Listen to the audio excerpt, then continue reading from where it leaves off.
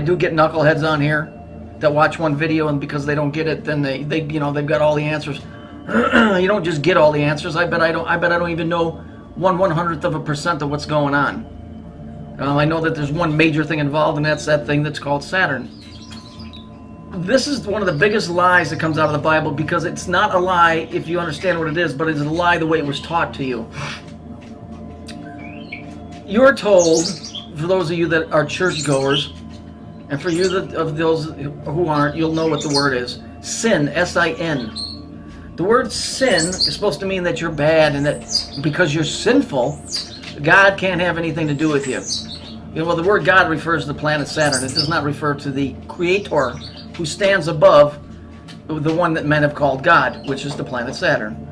The word sin comes from it's from physics. It's used in quantum physics. What is quantum physics? Quantum physics has a very old, ancient name, and that name is Kabbalah. I'm a theoretical physicist, and I like to say that I walk in the footsteps of giants like Albert Einstein and Niels Bohr. I'm not a philosopher.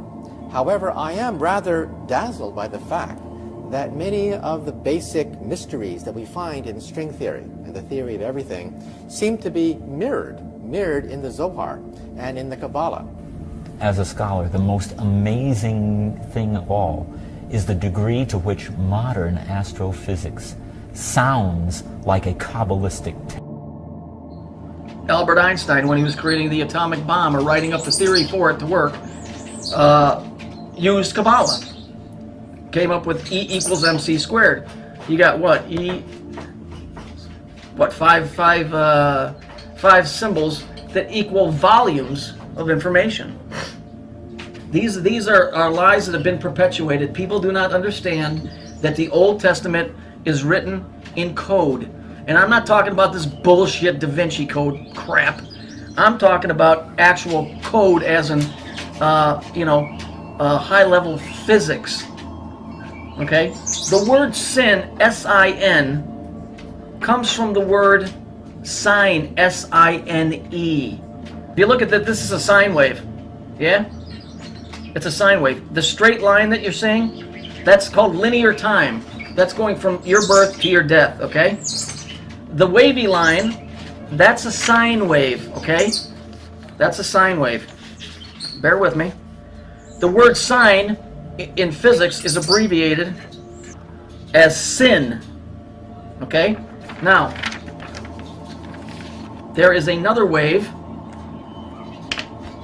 it's going to be in blue, that runs along the same line as time, okay? And what that is it goes like this. This one is called a cosine wave, as in cosigner. That's right where that comes from. That's a cosine because it rides the back. It's so tight to the other wave, it's called a cosine wave. Now, you see, you have red and blue, and they both are interacting with time. So, one is time, one is space. Okay? Those two together create time and space. Red and blue, which represents the planet Saturn. The time and space. So why is sin evil? Because sin is the abbreviation for sine, which represents time, and incidentally, the serpent in the garden is right here. Okay, that's the serpent. Okay, the serpent is time. Now I'm going to show you something else. Bear with me for a second. This is where your caduceus comes from. That's time and space running along a linear, that's a cosine and a sine wave, running along the vertical line, which is sine or sin. Here we have the wings. That's what your symbol is that you see, the caduceus. The single one is just a snake, which is it looks like an S. That's the serpent. Okay, so why do they say that we're sinful? They say that we're sinful, or that you're born of natural sin, because you're born into sine. You're born into sine. You're born into time. And when you're born into time, when you're born into sine, you're born into sin. Now, why does sin keeps you away from the Creator? Why? Because here, that's ruled by time, the circle, and space, the square. The Creator is timeless. There is no time where he exists. It's a loop. You go around and around and around. You have to arise above that and get to where there is no time. So when they say, oh, man's born of natural sin, you are born into the third dimension. And as the Bible says, the wages of sin is death. When you're born into the third dimension, you live in the third dimension, and as we all know, time, given enough of it, destroys everything. Okay? That's why in Revelations, the beast is Saturn, because it regulates time. Given enough of it, it will kill you, your friends, your pets, destroy, rust, break down everything in the third dimensional level. And death is always associated with sadness and wailing and gnashing of teeth. Because, see, they took a story of physics and they twisted it and they came up with a bullshit story that some broad, you know, running around in her birthday suit, you know, giggling and ate an apple she wasn't supposed to. The tree of life that they're referring to in Genesis is the Kabbalistic tree of life. First of all, the Old Testament was never supposed to be in your possession. The Jews did not want that out because those stories are coded stories that are written in high physics. All the Old Testament is stories about reflections, light waves, atomic weights, dates, what else? Vibrations, mathematical codes that are what that thing up in the sky creates, that makes the reality that we live in. So for all intents and purposes, that thing is God to this planet, not to me. I believe in the guy that's above him. Problem is, we don't know what his name is. So that's why I believe in Jesus. It's the only guy in between me and the Creator. Okay? Let's watch the graph here. You see how it goes round and round? You see the green? Okay, you see that's the serpent that's in the Garden of Eden. Okay? You see it? You see how that's sine wave, see that? Okay, you see how that works? Okay, now we're going to move on. I want you to look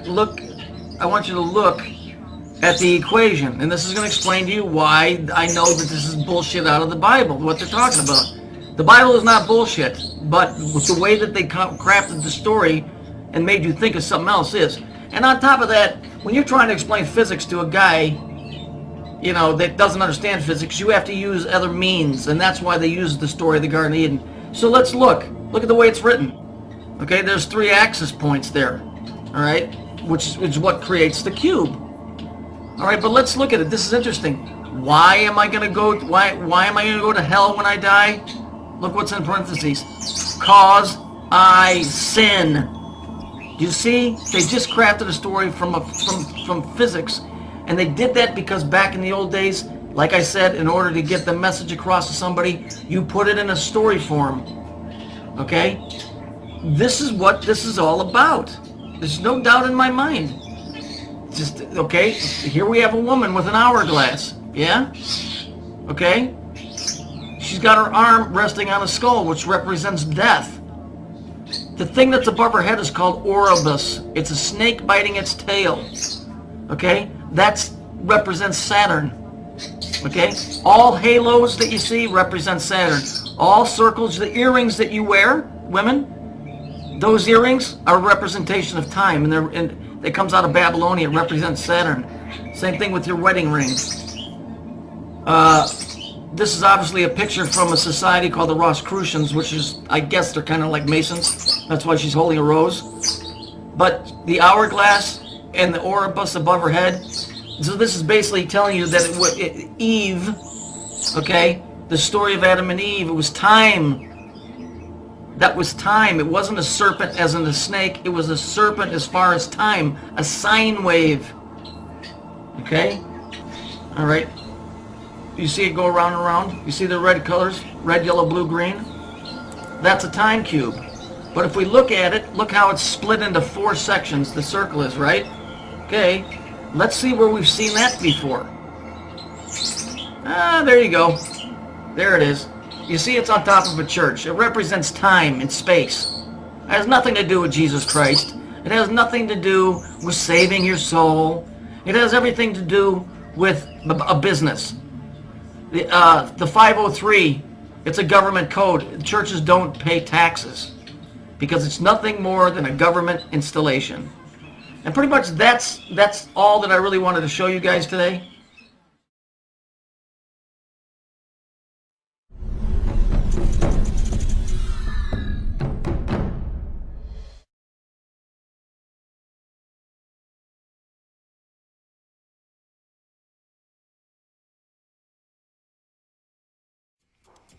I work with computers, math, Math? What kind of math?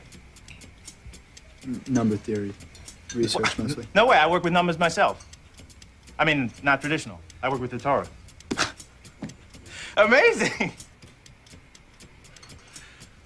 You know, Hebrew's all math.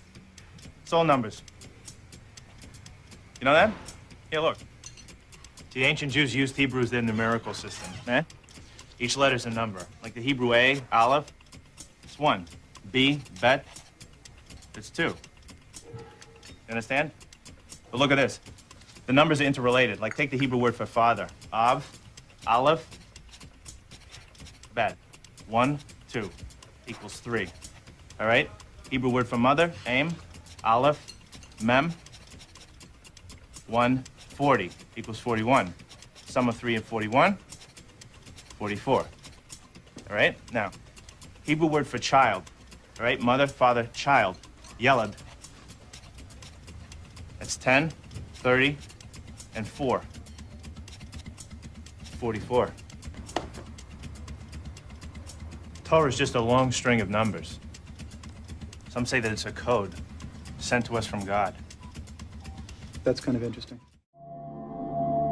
When I was a brand manager at Procter & Gamble, my job was basically to make sure the product was good, develop new advertising copy, design the pack.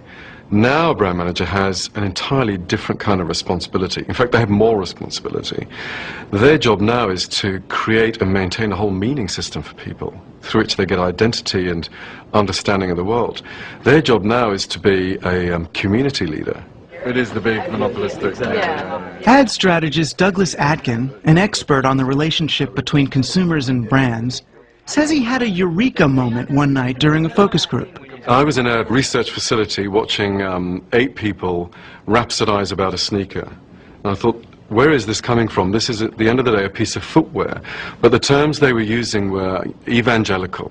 So I thought, if these people are expressing cult-like devotion, then why not study cults? Why not study the original? Find out why people join cults and apply that knowledge to brands. I'm loyal to this practice because it's done so much for me.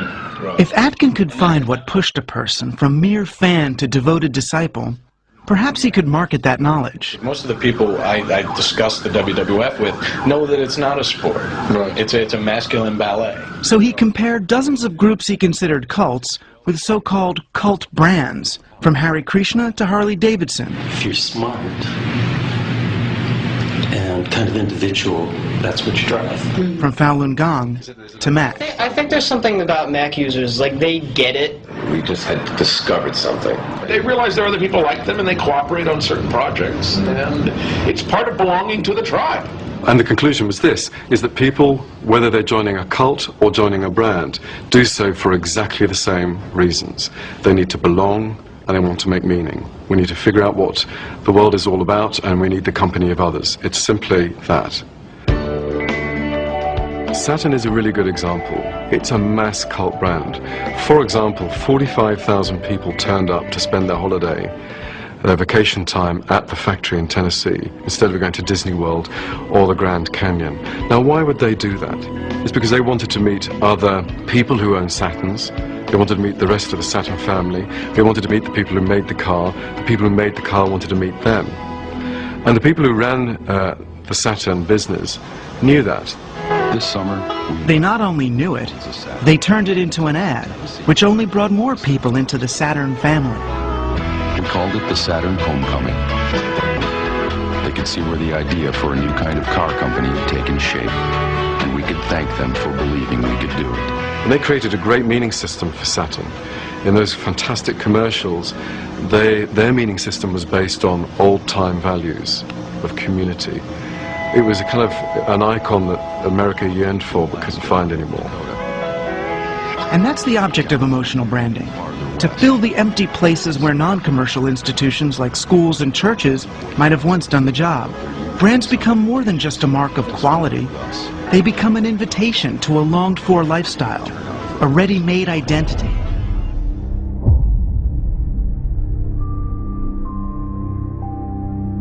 So as long as man has not got a center, as long as he's, divorced from his own center, not aware about how his consciousness is being manipulated, he will remain open to this kind of manipulation. Fantastic comment on this in Lord of the Rings. They didn't bring it out in the movie, except in one very short line, which is hard to miss, but in the book they emphasize it very, very prominently, that when they approaching the wizard Saruman, who's a character in the story who's basically was a good man turned evil, that the other wizards in the know, or the other elders in the know, continually warn anyone who should approach Saruman to beware his voice. The white wizard approaches. To beware his use of language, because that alone will hypnotize you, and no matter how strong you are, you'll be pulled into his web. Do not let him speak. He will put a spell on us. I just loved that. I thought that was fantastic, a very powerful image. They did bring it out a little bit in the movie, but this whole idea of the seduction of a man's voice and the power of charisma, and the ability, and of course the media uses this a great deal. And you have, this ties back into the whole concept of the god Mercury. If anyone's familiar with the symbolism of Hermes and Mercury and Thoth, and the earlier version of all of these gods was Ogma from the Celtic tradition, and even Hern being the origin of the word Herm or Hermes. It's all Irish Druidic. Those gods were the gods of language. Those gods were the gods of words. Those gods were the gods of communication, with the understanding that communication by words is a phenomenally powerful and important weapon of both the good and the bad side. Interestingly, Ogma, the Celtic god, his other two traits was strength. They taught symbolically like this. Okay, so Ogma is the god of language, but he's also the god of strength. Yes, because language is strength. Language is a form of power. Man who knows how to manipulate language and words is strong. What was his title, his name? They call him the Honey Mouth. Ogma the Honey Mouth, because, and I guess there's even Scandinavian, I think Loki had the power of that, almost a hypnotic, ability with words. Art is like magic, the science of manipulating symbols, words or images to achieve changes in consciousness. The very language of magic seems to be talking as much about writing or art as it is about supernatural events. A grimoire, for example, the Book of Spells, is simply a fancy way of saying grammar. Indeed, to cast a spell is simply to spell, to manipulate words, to change people's consciousness.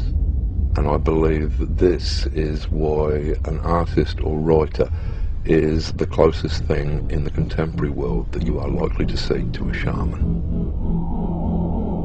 When you hear these talismanic words like control, security, stronger America, strength, realize that they're talismanic words. They're being used against you. They're seduction words. They try and get you to accept this because you don't have that. Well, you've been raped of that. The people who are selling you one story here have actually taken away the very things that you needed that were in your psyche to begin with. I am continuing and I am increasing the search for every possible path to peace. We maintain our strength in order to deter and defend against aggression, to preserve freedom and peace. No one, friend or foe, should doubt our desire for peace. The United States wants peace. We seek peace. We strive for peace. I pledged in my campaign for the presidency to end the war in a way that we could win the peace. I respect your idealism. I share your concern for peace. I want peace as much as you do.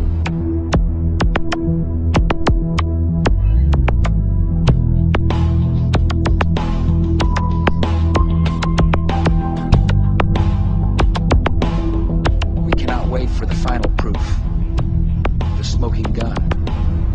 It could come in the form of a mushroom cloud.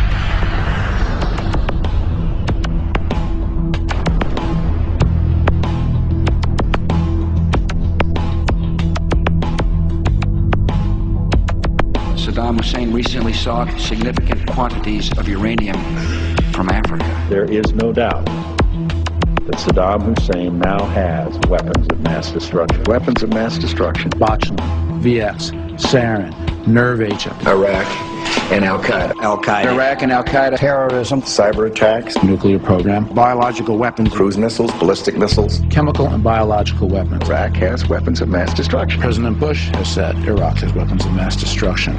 Tony Blair has said Iraq has weapons of mass destruction. Donald Rumsfeld has said Iraq has weapons of mass destruction. Richard Butler has said they do. The United Nations has said they do. The experts have said they do. Iraq says they don't. You can choose who you want to believe. The sources that have deceived us so constantly don't deserve our trust. And to the extent that we give them our trust, we set ourselves up to be scammed again and again. There are reports that there is no evidence of a direct link between Baghdad and some of these terrorist organizations. There are known knowns. There are things we know we know. We also know there are known unknowns. That is to say, we know there are some things we do not know. But there are also unknown unknowns. The ones we don't know, we don't. I will build new partnerships to defeat the threats of the 21st century. Terrorism and nuclear proliferation, poverty and genocide, climate change and disease. And I will restore our moral standing so that America is once again that last best hope for all who are called to the cause of freedom, who long for lives of peace, and who yearn for a better future.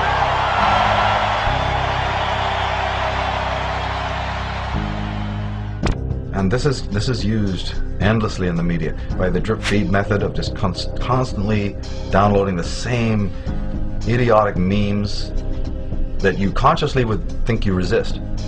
But if they're repeated for the 10, 20 years and you've been growing up, before you know it, you're a parrot of all of that. You don't even realize it was implanted. That's the whole point. You're not meant to realize that your thinking is not your own. That's the smokescreen I was talking about. You're not meant to know that you're under hypnotism. You're meant to think you're perfectly normal. So they're going to sell you the most irrational, most satanic, most vile, pornographic lies, but they're going to sell it in a capsule that makes you think that you're perfectly spiritual, perfectly adjusted, totally normal. As this continues, as this process continues, the division between the outsider who's really sane and the unsane gets wider and wider and wider. What are people complaining about? That they can't believe the world they're walking around in. Sane people are going, I can't handle it, I can't work, it's terrible, the people are idiots. Yeah, but that didn't happen last year, that didn't happen 2 months from, that didn't happen, 2 months ago. You are seeing the symptom, not the cause. You're seeing the symptom of an immensely long, phenomenally detailed and interesting and complex. What was Soviet Russia? You can sum up the whole gig of communist Russia in one sentence. Experiment. Social experimentation. Meaning you split hairs as to whether it was a Darwinian experimentation or an Orwellian blah blah blah. It's an experiment in how to control human beings who very easily were controlled. Oh my goodness, 33 people are shot dead. Everybody is just tripping over themselves with awe and amazement and anger and frustration. Let me see, what else is going on in the world right now? What else has been going on since 2001? Let me see, what's happening in Iraq or Iran right now? Can we ask a question about that? What was going on during the previous George Bush? Was there a thing called Desert Storm in which millions of people were killed? Children were wiped out, incinerated? In Panama were people not burned to death with lasers and incinerated in their own cars? Completely innocent people. Then we have Grenada before that. Grenada. There you have, where do we stop? How many wars do we need? But your children die. Of course it's horrible. But can we have some context here? Can we have some sanity here? That just because your little pathetic, mediocre lifestyle has not been shaken up by something you don't understand, that's the only violence you think it exists in this world? Somebody has to be wielding, a 38 on your own street, in your own backyard before you realize that there's such a thing as violence in the world? I'm here to tell you that all of that kind of violence, including the genocide, including the mega death, chew on this, that all of that, all through history, is a tiny aspect of the violence that exists in the world. That's the stuff you can see with your 5 senses. But as any competent psychologist will tell you, that is a very small, sadly, That is a symptom. That's what that is. That is that's an outpouring and outletting, a playing out in the world. Obviously helped and assisted by those who would like to have chaos rule in the world. Yes. But where is its roots? You're going to keep studying the, leaf? You're going to keep studying the bloom and not ask where the root is? Or we'll have a wonderful society tomorrow where they'll be able to prune that really easily. And we won't have any of that violence because in fact we'll have a new world order. The chaos out of control. Everything's in chaos. People killing themselves. And we have a perfect structure now that will always deal with that. But will the root be ever looked at? If the root is not looked at, I don't care what kind of order or system is involved in the world of man that, prunes that or, keeps that nicely culled or caged or whatever. I happen to know that the root is twofold. The root of all of this mayhem, chaos and destruction and immorality is actually a twofold root. The one root is in man's inability to look at his dark emotions, which is a psychological look at this.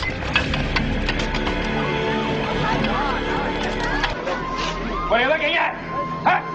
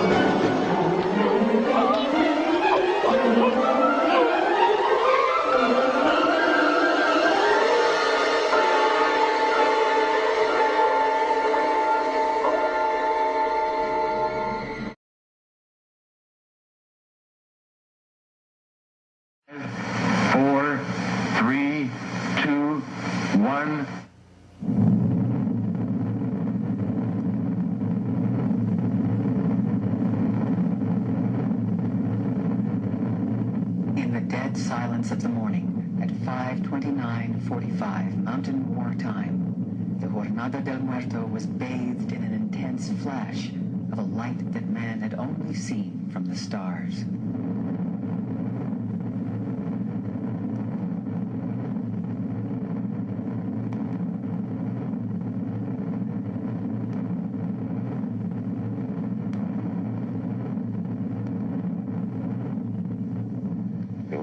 Would not be the same.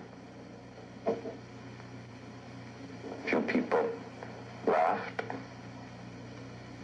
Few people cried. Most people were silent. I remembered the line from the Hindu scripture, the Bhagavad Gita. Vishnu is trying to persuade the prince that he should do his duty, and to impress him takes on his multi-armed form and says, "Now I am become death, the destroyer of worlds." I suppose we all thought that one way or another.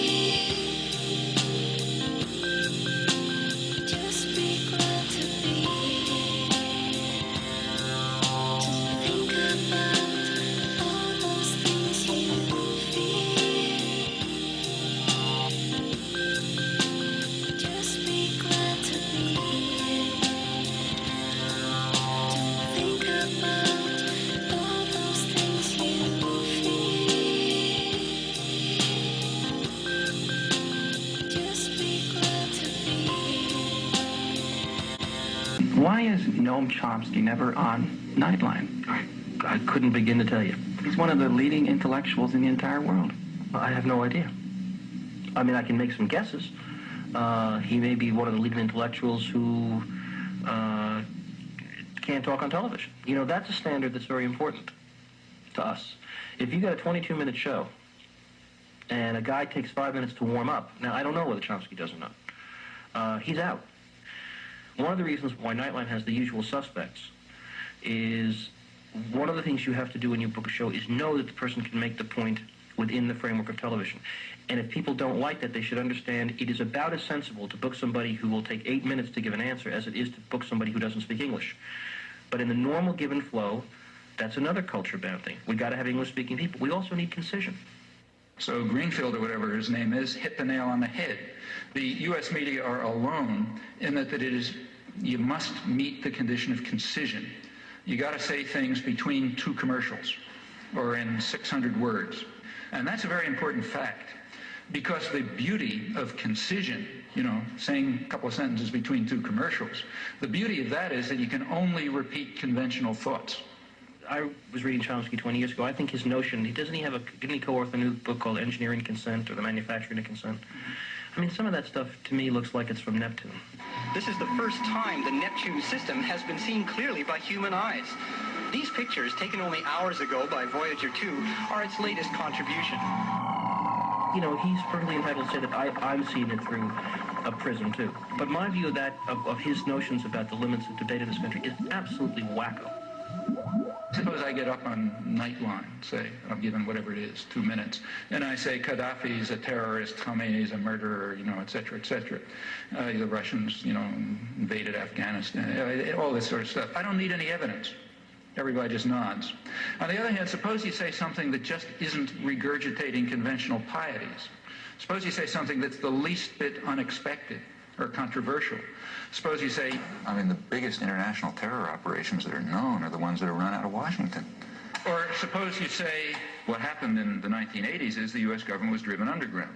Suppose I say the United States is invading South Vietnam, as it was. The best political leaders are the ones who are lazy and corrupt. If the Nuremberg laws were applied, then every post-war American president would have been hanged. The Bible is probably the most genocidal book in our total canon. Education is a system of imposed ignorance. There's no more morality in world affairs fundamentally than there was in the time of Genghis Khan. They're just different, they're just different factors to be concerned with. Now, Chomsky, thank you. Well, you know, people will quite reasonably expect to know what you mean. Why did you say that? I never heard that before. If you said that, you better have a reason, you know, better have some evidence. In fact, you better have a lot of evidence, because that's a pretty startling comment. You can't give evidence if you're stuck with concision, you know. That's the genius of this structural constraint. There is some confusion as to what magic actually is. I think that this can be cleared up if you just look at the very earliest descriptions of magic. Magic, in its earliest form, is often referred to as the art. I believe that this is completely literal. I believe that magic is art, and that art, whether that be writing, music, sculpture, or any other form, is literally magic. Art is, like magic, the science of manipulating symbols, words or images, to achieve changes in consciousness. The very language of magic seems to be talking as much about writing or art as it is about supernatural events. A grimoire, for example, the Book of Spells, is simply a fancy way of saying grammar. Indeed, to cast a spell is simply to spell, to manipulate words, to change people's consciousness. And I believe that this is why an artist or writer is the closest thing in the contemporary world that you are likely to see to a shaman.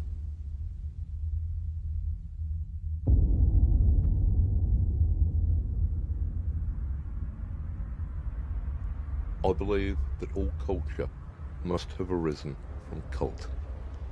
Originally, all of the facets of our culture, whether they be in the arts or the sciences, were the province of the shaman. The fact that in present times this magical power has degenerated to the level of cheap entertainment and manipulation is, I think, a tragedy. At the moment, the people who are using shamanism and magic to shape our culture are advertisers. Rather than trying to wake people up, their shamanism is used as an opiate to tranquilize people, to make people more manipulable.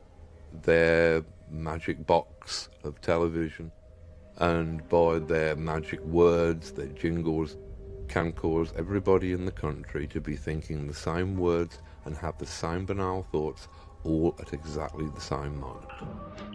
How do I begin to invite you on this journey? Is it by telling you about how we've been unwittingly cast into the mold of ancient spells from which we get our modern spelling? Cast just like a mold, or perhaps like a net, while caught like fish in the net of spells and spelling which have been cast, thus sentencing us to life sentences and the curses of this cursive, which are just terms, like serving a prison term. So we've been sentenced to the wards of these words, which can be deadly as swords if misunderstood. Or perhaps you missed the understanding of my terms, or possibly the sibyls of my syllables, or even the ancient rites of modern writing. We languish in our languid language in anguish ever since the ancient times of the English Angus, and the phony phonetic phonics of the ancient Phoenician Phoenix. How is it that we've been cast into this mold of spelling? Could it be, possibly, a form of government? From the Latin root govern, to control, and ment or mentalis, meaning mind, to control the mind, as government. English, as a tool of phonic phonetics, by the phony Phoenician Phoenix, reflects the creativity and cunning genius of the human race, which of course is not a race at all unless you're just another rat caught in this daily maze of this rat race, of this human race, against one another. We draw money from our banks, which are the edges of a river, which flows in currents to the sea, which is why it's called currency. Because cash flows, like pyroclastic ash flows, to the sea, which is why we can trace back our roots of modern trade to the ancient Phoenician trade routes, and why our mundane weekdays seem to keep us in a perpetually weak days, until we are so weakened that we barely make it to the weekend. So each day we routinely awake in the morning, which is a Monday morning ritual, conversely conversing a morning at a wake for the dead. And thus the Bible speaks that the dead shall walk the earth. So it appears that they already are, without even knowing it, just by the strange language of which they know not the true origins and what their words mean in etymology. And thus the significance and the signs of the sins in signification of their signatures on these dead legal fictions, such as IDs, mortgages, or mortgages, meaning death pledge, bills, etc. Because our citizenship begins when we board the citizen ship, which sails the high seas carrying the seamen, and it all begins when the male ship docks in the female slot or slip, also known as its berth, and unloads the cargo, or the seamen, which sail up the waters of the canal. So she then gets pregnant and now carries the precious cargo, and will give birth to the new citizen, which must now register to board that citizen ship, and repeat the cycle all over again, until the citizens catch on to the ancient spells of phony phonetic Phoenicians, tools of commerce and piracy of the high seas, and the human commodity through the use of their made-up languid language, which gives us our modern English. It's my honor to extend to you an invitation into Etymology Esoterica Grammatica, or the study of root meanings of esoteric spelling.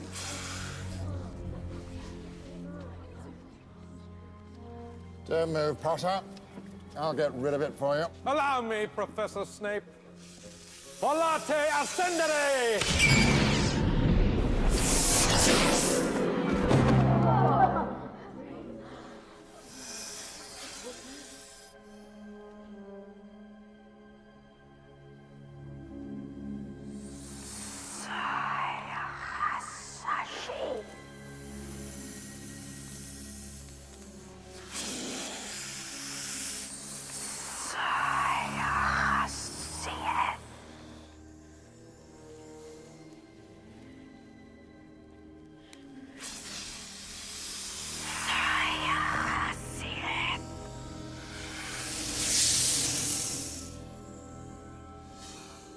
Ipera Ivanaska.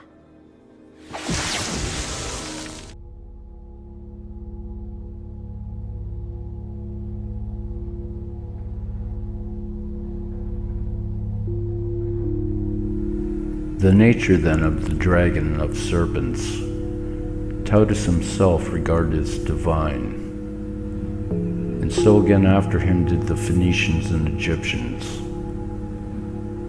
For this animal was declared by him to be of all reptiles most full of breath and fiery, in consequence of which it also exerts an unsurpassable swiftness by means of its breath, without feet and hands or any of the other external members by which the other animals make their movements. It also exhibits forms of various shapes, and in its progress makes spiral leaps as swift as it chooses. It is also most long-lived, and its nature is to put off its old skin, and so not only to grow young again, but also to assume a larger growth. And after it has fulfilled its appointed measure of age, it is self-consumed. In like manner as Tautus himself has set down in his sacred books, for which reason this animal has also been adopted in temples and in mystic rites. We have spoken more fully about it in the memoirs entitled Ethotheia, in which we proved that it is immortal and is self-consumed, as is stated before. For this animal does not die by a natural death, but only if it is struck by a violent blow. The Phoenicians call it good demon. In like manner, the Egyptians also surname it Neph, and they add to it the head of a hawk because of the hawk's activity. The first and foremost divine being is a serpent with the form of a hawk, extremely graceful, which whenever he opened his eyes, filled all with light in his original birthplace, but if he shut his eyes, darkness came.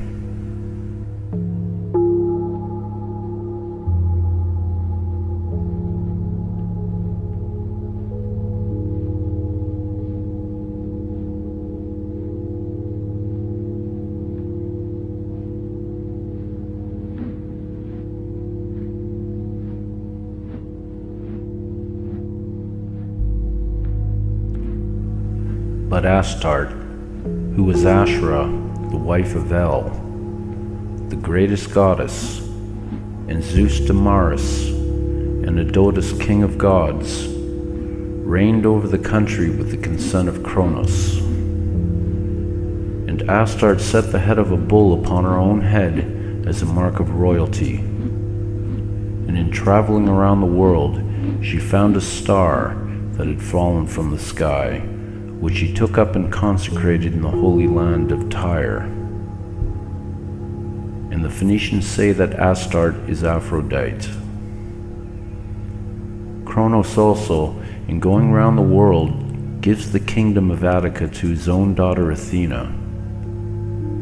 But on the occurrence of a pestilence and mortality, Kronos offers his only begotten son as a whole burnt offering to his father Uranus, and circumcises himself, compelling his allies also to do the same.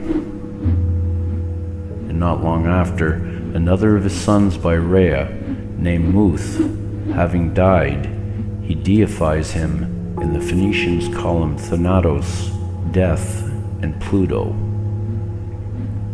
And after this, Kronos gives the city Byblos to the goddess Baeltis, who is also called Dione, and Beirut to Poseidon, and to the Cabiari, and Agrote, and the Helios, who also consecrated the remains of Pontus at Beirut.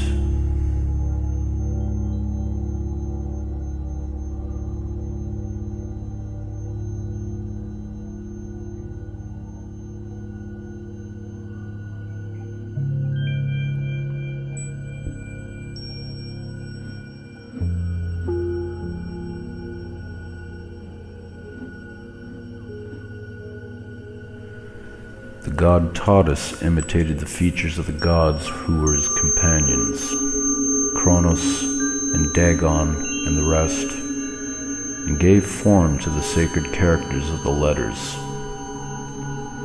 He also devised for Kronos, as insignia of royalty, 4 eyes in front and behind, but 2 of them quietly closed, and upon his shoulders 4 wings, 2 is spread for flying, and 2 is folded. And the symbol meant that Kronos could see when asleep, and sleep while waking. And similarly in the case of the wings, that he flew while at rest, and was at rest when flying. But to each of the other gods, who were the Elohim, he gave 2 wings upon the shoulders, as meaning they accompanied Kronos in his flight. And to Kronos himself, again he gave 2 wings upon his head, one representing the all-ruling mind, and one the senses. And when Kronos came into the south country, he gave all Egypt to the god Taurus, who is Hermes, that it might be his royal dwelling place.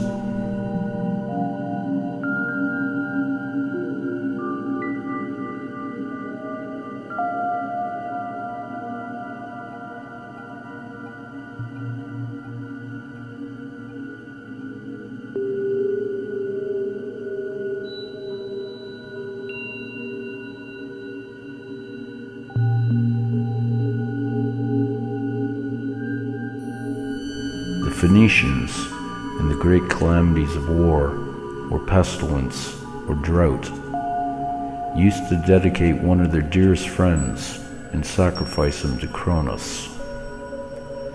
And of those who thus sacrificed, the Phoenician history is full, which Sanchuniathon wrote in the Phoenician language, and Philo of Biblius translated into Greek in 8 books. And Ister, in his collection of Cretan sacrifices, says that the Curetes in old times used to sacrifice young boys to Kronos.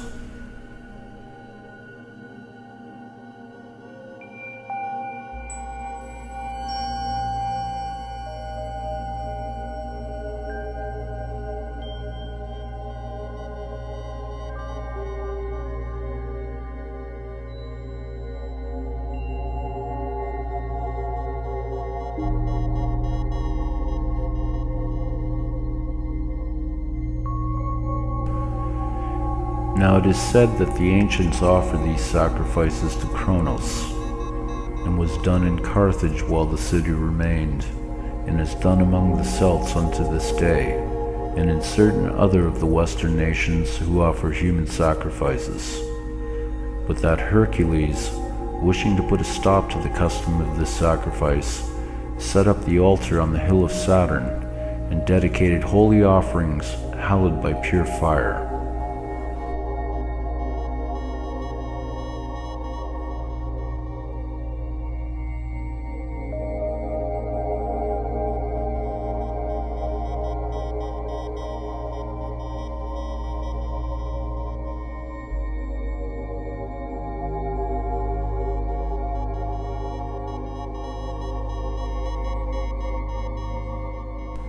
They alleged also that Kronos was set against them, inasmuch as they used in earlier times to sacrifice the best of their sons to this god, but afterwards bought children secretly and reared them and sent them for the sacrifice.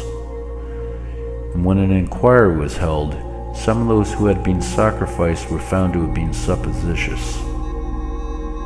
So when they had taken thought of this, and saw the enemy encamping close to their walls, they had a superstitious fear of having abolished the honors which their fathers had paid to the gods. And being eager to amend their errors, they chose out 200 of the most distinguished sons and offered them as a public sacrifice. And others who were under suspicion gave themselves up of their own accord, in a number not less than 300. Now they had a brazen statue of Kronos, stretching forth his upturned hands, inclined towards the ground in such a way that the boy placed thereon rolled off and fell into a pit full of fire.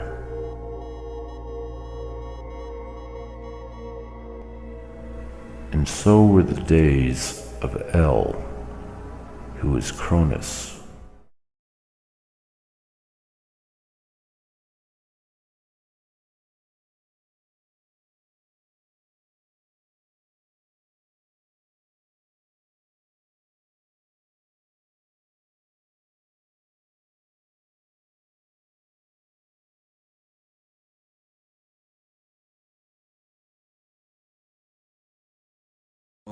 Holds a special place among the Infinity Stones. You might say it has a certain wisdom.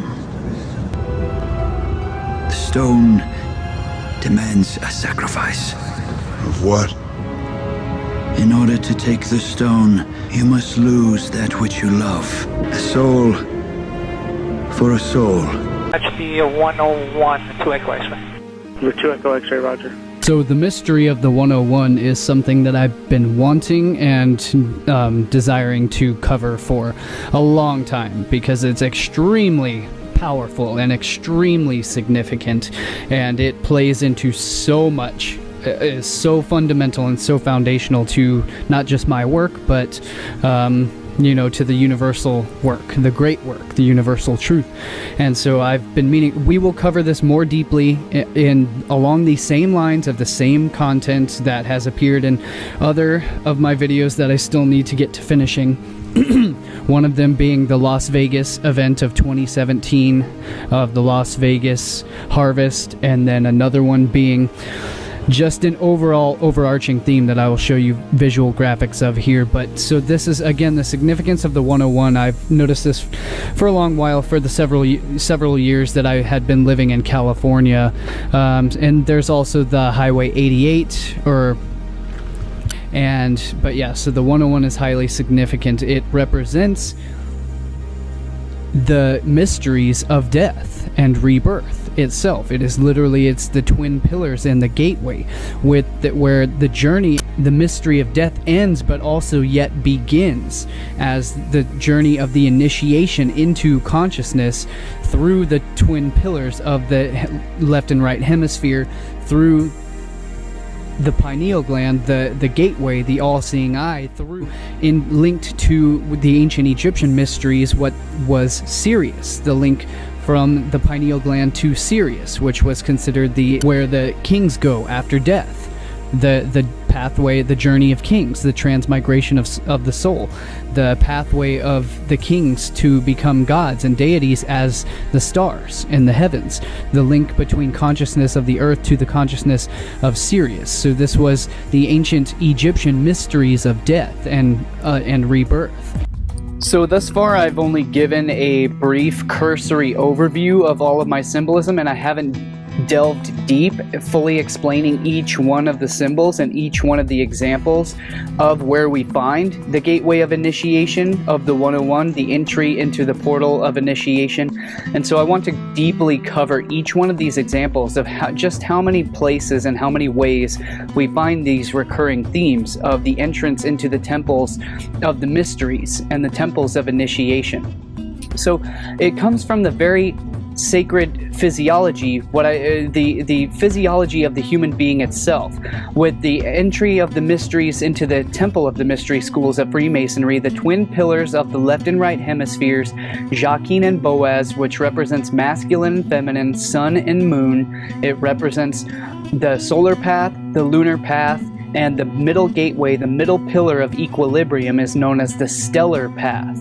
It is the astral path. Astral meaning star, meaning the pathway, the gateway, the stairway to heaven, the stairway to the stars, which in the human physiology is represented as the central pillar called the Shushumna, the central axis known as the axis mundi across comparative cultural mythology, as we covered in Symbols of Power Part 3, representing the human spinal column, literally the stairway, the ladder, Jacob's ladder to heaven, Jacob's beanstalk, Jack and the beanstalk, that you climb the beanstalk to the land of the heavens.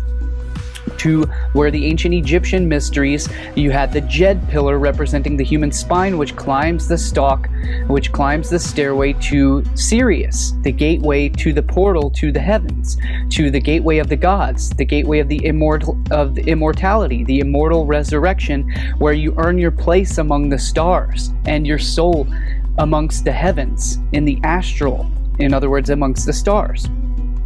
Represented in ancient esoteric Kundalini symbolism as the Ida and Pingala, as the twin serpents, representing the twin pillars, again, of masculine and feminine polarities, the masculine and feminine duality, all of this symbolism coming from the actual physics, the toroidal electromagnetic physics of cosmology. I don't care. What I care about is how your neurology interprets that information. Because everything that we have, everything that we experience, everything we think we are, is an interpretation. It's an interpretation of the vibrational equivalent of ones and zeros. And your neurology can interpret those ones and zeros any way it wants. It can interpret pain as intense pleasure, and vice versa. We have communities for that, as a matter of fact. Okay? I'll just put since we're getting into the meat of everything, I'm going to put out my disclaimer right now. If politically incorrect language, profanity, colorful metaphors, or the word boobies offends you, there's the fucking door. All right? I like to have fun because that's the secret to making the law of attraction work. If you're not having fun, if you're not being playful, you are locked into a vibration that is going to keep you stuck. Period. Science is merely a means to an end. The means is knowledge. The end is control. Beyond this remains only one issue: who will be the beneficiary? In 1954, this was the issue of primary concern. Although the so-called moral issues were raised, in view of the law of natural selection, it was agreed that a nation or world of people who will not use their intelligence are no better than animals who do not have intelligence. Such people are beasts of burden and stakes on the table by choice and consent. Consequently, in the interest of future world order, peace, and tranquility, it was decided to privately wage a quiet war against the American public with an ultimate objective of permanently shifting the natural and social energy, wealth, of the undisciplined and irresponsible many into the hands of the self-disciplined, responsible, and worthy few. In order to implement this objective, it was necessary to create, secure, and apply new weapons which, as it turned out, were a class of weapons so subtle and sophisticated in their principle of operation and public appearance as to earn for themselves the name silent weapons. In conclusion, the objective of economic research, as conducted by the magnates of capital, banking, and the industries of commodities, goods, and services, is the establishment of an economy which is totally predictable and manipulatable. In order to achieve a totally predictable economy, the low-class elements of society must be brought under total control, that is, must be housebroken, trained, and assigned a yoke and long-term social duties from a very early age, before they have an opportunity to question the propriety of the matter. In order to achieve such conformity, The lower class family unit must be disintegrated by a process of increasing preoccupation of the parents and the establishment of government-operated daycare centers for the occupationally orphaned children. So the first thing that we have to do, no matter what it is, whether it's becoming more productive at work, whether it's being in alignment with yourself, setting yourself up for success, being motivated internally or externally, the first thing we got to do is we got to cut the anchors. We got to remove the anchors from our system. We got to relieve those things that are saying we can't have it, or we shouldn't have it, or we don't deserve it, or if you have this, you might be this person, which you didn't like those kinds of people growing up, and so if you become that, it won't happen. Do you sound familiar? Right? These are all programs that we're running. Right? They're programs that were installed in you roughly between the ages of 0 to 7. I say 0 to 5, but other people say 0 to 7. It's still close enough for government work. Right? 0 to 7 is the magic time in our life, and actually from conception to 7 is really when these things start to get installed in us, right? And as a therapist and a professional who my specialty is working with psychosomatic illness, physiological illness, chronic physical terminal illnesses that have as its root repressed emotion. So I spend a lot of time with people 0 to 7. That's where we always end up. The quality of education given to the lower class must be of the purest sort, so that the mote of ignorance isolating the inferior class from the superior class is and remains incomprehensible to the inferior class. With such an initial handicap, even bright lower class individuals have little, if any, hope of extricating themselves from their assigned lot in life. This form of slavery is essential to maintain some measure of social order, peace, and tranquility for the ruling upper class. Descriptive introduction of the silent weapon. Everything that is expected from an ordinary weapon is expected from a silent weapon by its creators, but only in its own manner of functioning. It shoots situations, instead of bullets. Propelled by data processing, instead of chemical reaction, explosion. Originating from bits of data, instead of grains of gunpowder. From a computer, instead of a gun. Operated by a computer programmer, instead of a marksman. Under the orders of a banking magnate, instead of a military general. It makes no obvious explosive noises, causes no obvious physical or mental injuries, and does not obviously interfere with anyone's daily social life. Yet it makes an unmistakable noise, causes unmistakable physical and mental damage, and unmistakably interferes with the daily social life, that is, unmistakable to a trained observer, one who knows what to look for. The public cannot comprehend this weapon, and therefore cannot believe that they are being attacked and subdued by a weapon. The public might instinctively feel that something is wrong, but that is because of the technical nature of the silent weapon. They cannot express their feeling in a rational way, or handle the problem with intelligence. Therefore, they do not know how to cry for help, and do not know how to associate with others to defend themselves against it. When a silent weapon is applied gradually, the public adjusts/adapts to its presence and learns to tolerate its encroachment on their lives until the pressure, psychological via economic, becomes too great and they crack up. Therefore, the silent weapon is a type of biological warfare. It attacks the vitality, options, and mobility of the individuals of a society by knowing, understanding, manipulating, and attacking their sources of natural and social energy, and their physical, mental, and emotional strengths and weaknesses. Mars in water, so no more war god, and Venus in Earth, Taurus. And that's the fixed cross. So that's where we're headed. Now they're trying to stop that. And they'll do it manipulating the collective subconscious with symbolism. It's like, I can't say this enough. That freaking rainbow flag drives me crazy. And I didn't understand it when it first came out. It bothered me. And I didn't understand why it was bothering me. I didn't understand the symbolism. I mean, I've never really been a big rainbow fan myself, but I understand the symbolism of it is it was a promise, right? That I'd never flood the world again. That can have multiple meanings in itself.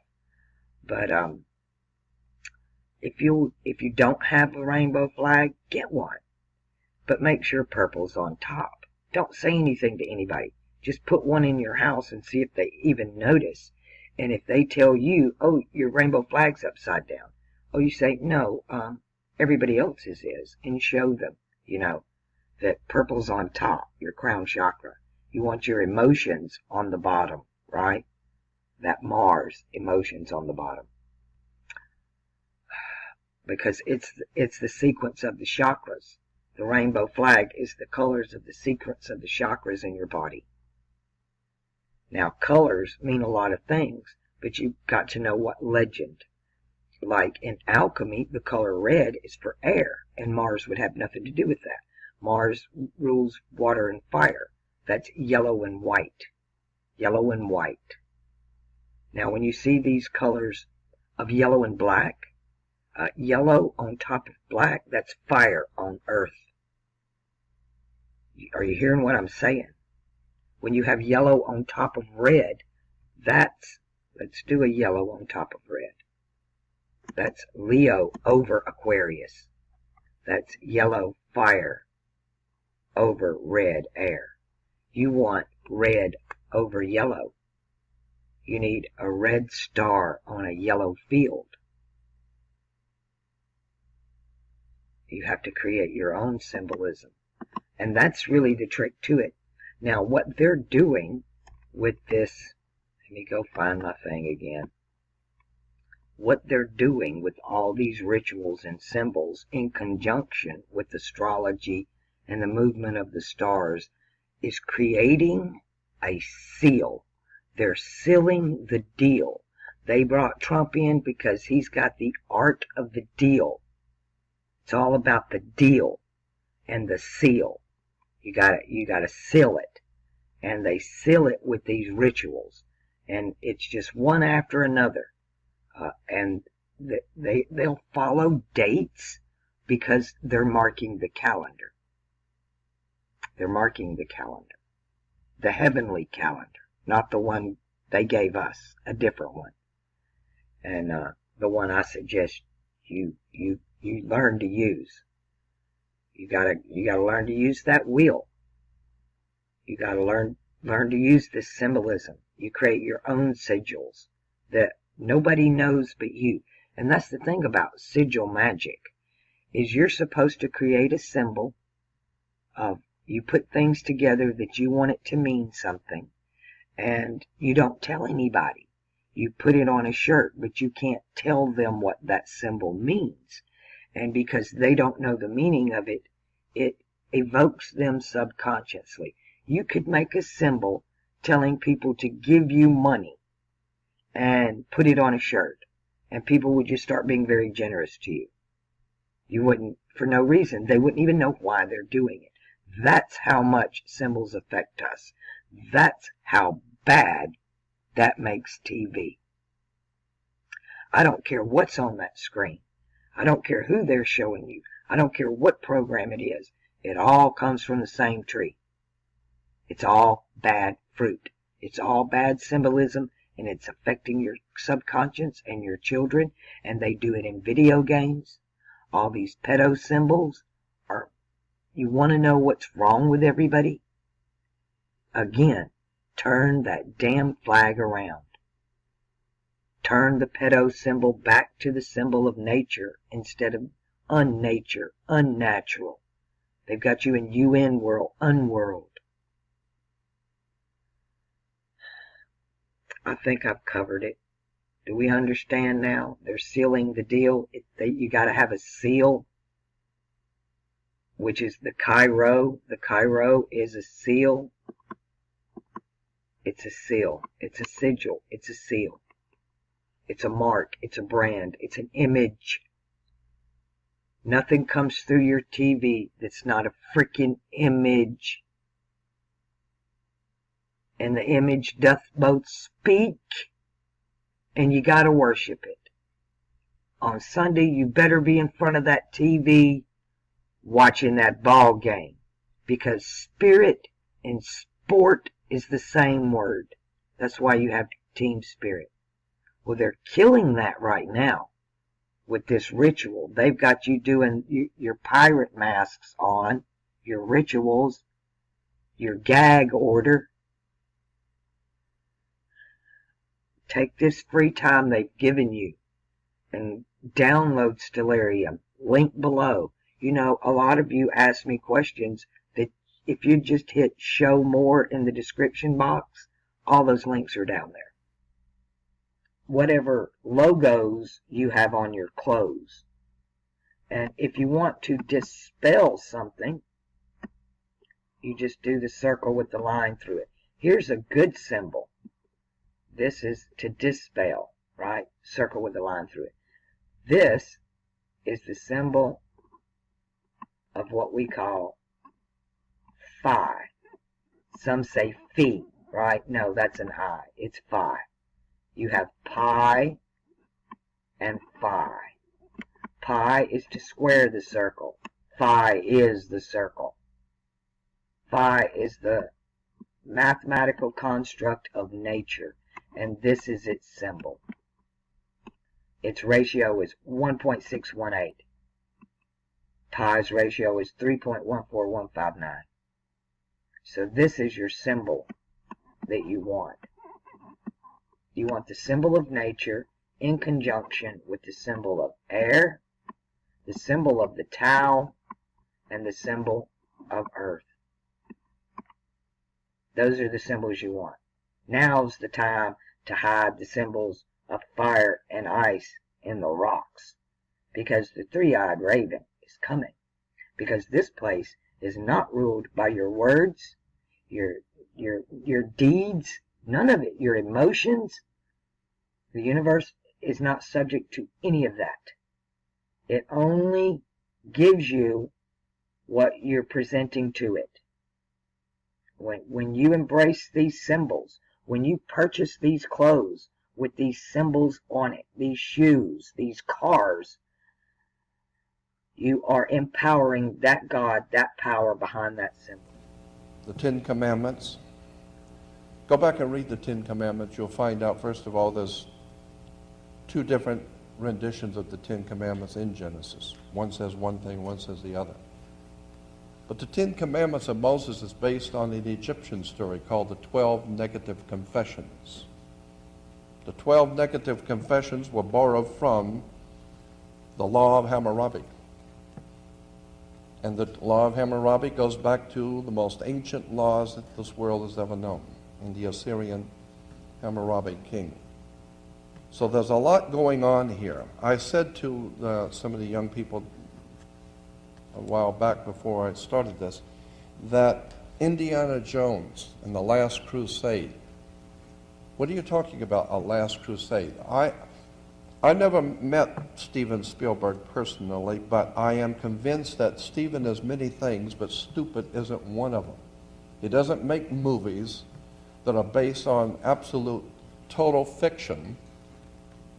This guy is around and in the company of brilliant people. Hollywood is turning out some impressive material. You need to do your homework and look at these stories that are coming out. In the, what we would refer to, and I'll get back to Steven Spielberg, I have a reason for bringing that up. In what we would call the white man system, which is a Druidic, Northern European religio-political economic system, for 1,000 years before the Roman Empire, Western Europe, Scandinavia, Britain, was what we might call the white establishment on the earth. And one of the most important priesthoods in that ancient establishment were the Druids. And the Druids had a very important symbol that they used that we still have today. It was a magic wand. Many of the Druid priests used magic wands, like Merlin the magician with his magic wand. Magic wands were always made out of the wood of a holly tree. It was made out of Hollywood. And they're still working their magic on us in Hollywood today. This is where the word comes from. So I am of the opinion that unless and until we are prepared to look at the actual factual foundations of where our belief systems have come from, we're never going to be able to honor the God that we give lip service to. I am so totally convinced in my own mind that there is a divine presence in the universe that men have called God. I have no problem with that idea at all. I'm totally convinced that this is an absolute fact, that there is some sort of a divine, quote, matrix, end quote. Incidentally, I produced a television show called Matrix back in 1989. Nobody ever gave me anything for the new movie. So the first thing that we have to do, no matter what it is, whether it's becoming more productive at work, whether it's being in alignment with yourself, setting yourself up for success, being motivated internally or externally, the first thing we got to do is we got to cut the anchors. We got to remove the anchors from our system. We got to relieve those things that are saying we can't have it, or we shouldn't have it, or we don't deserve it. Or if you have this, you might be this person, which you didn't like those kinds of people growing up, and so if you become that, it won't happen. Do you sound familiar? Right? These are all programs that we're running. Right? They're programs that were installed in you roughly between the ages of 0 to 7. I say 0 to 5, but other people say 0 to 7. It's still close enough for government work. Right? 0 to 7 is the magic time in our life. And actually from conception to 7 is really when these things start to get installed in us. Right? And as a therapist and a professional who my specialty is working with psychosomatic illness. Physiological illness, chronic physical terminal illnesses that have as its root repressed emotion. So I spend a lot of time with people 0 to 7. That's where we always end up. You know, once in a blue moon, you'll end up a little bit older, but almost never. You know, and when you take them back to that time when they're older, like in their 20s, and you ask them, have you ever felt that way before? They go, yeah. Go back to the first time you ever felt, oh, I'm 7. Right? So a lot of times what we think is the cause, is the source, isn't. Your unconscious mind is not linear. Your conscious mind is linear. Most people who walk into my door say, I have this problem, it started here, I think it's this. And I'll go and I'll say to them, well, what have you done? And they'll give me the laundry list of everything they've tried. Right? And then they'll tell me how to fix it. And I'll say, and then in my head I'm calling them a liar, but I'm just smiling and nodding and pretending to actually care. Only those that wish to control you want you to see everything as black and white. Black and white is being on one side or the other. That's being black or white. So what I'm saying, actually, you see, I mean, it's a combination of both. I mean, here it is the natural instinct, and here is control. You are to combine the two in harmony. Not, if you have one to the extreme, you will be very unscientific. If you have another to the extreme, you become all of a sudden a mechanical man, no longer a human being. So it is a successful combination of both. Or walking that middle path, which is the Christ, or is the path that Christ showed us to walk. You can't understand any of that if you're still on that black and white path of seeing things as purely good and purely evil. To me, okay, to me, ultimately, martial art means honestly expressing yourself. Now, it is very difficult to do. I mean, it is easy for me to put on a show and be cocky, and be flooded with a cocky feeling and then feel like pretty cool and all that. Or I can make all kinds of phony things, you see what I mean? Blinded by it. Or I can show you some really fancy movement. But to express oneself honestly, not lying to oneself, and to express myself honestly, now that, my friend, is very hard to do, and you have to train. I can't explain why I shine and no one else shines. I think everybody shines in different things. And a lot of things I can't do. I can't play basketball like every other black person in America. But I can act. I know how to go to that true spot in myself because I'm there every day. I can be me. I can be whoever because I'm true to me. I can go to neutral easily. A lot of people, black, white, Mexican, young or old, fat or skinny, have a problem being true to themselves. They have a problem looking in the mirror and looking directly into their own souls. The reason I sell 6 million records, the reason I could go to jail and come out without a scratch, the reason I can walk around, the reason I am who I am today is because I can look directly into my face and find my soul. It's there. It's not sold. I didn't sell it. It's still within me. I still feel it. My heart is still connected to my body. So I could, any character, I'm going to bring that intensity, that truth, that honesty to it because I have to repay grateful for that blessing from Black Jesus, from God. I have to pay for that by shining. If he give you the voltage and you waste it, that's the curse. He gave me the voltage, I'm going to shine. It's not mine, it's from God. It's God. Not that it's so special that nobody got it, but all of our gifts and blessings and our strengths and our weaknesses come from God. Come from Black Jesus or whoever comes from within you. You know what I mean? So it's not really tricky. Everybody can do it if they just can go to that spot. I guess all the things that happened to me in my life allow me to go there easily. When I look around, I always learn something, and that is to be always yourself and to express yourself, to have faith in yourself. Do not go out and look for a successful personality and duplicate him. Now, that seems to me that is the prevalent thing happening in Hong Kong. Like they always copy mannerism, but they never start from the very root of his being, and that is, how can I be me? Every day when I'm breathing, it's for us to go farther. You know, every time I speak, I want the truth to come out. You know what I'm saying? Every time I speak, I want to shiver. You know, I don't want them to be like, they know what I'm going to say because it's polite. They know what I'm going to say. And even if I get in trouble, you know what I'm saying? Ain't that what we're supposed to do? I'm not saying I'm going to rule the world or I'm going to change the world, but I guarantee that I will spark the brain that will change the world. And that's our job, is to spark somebody else watching us.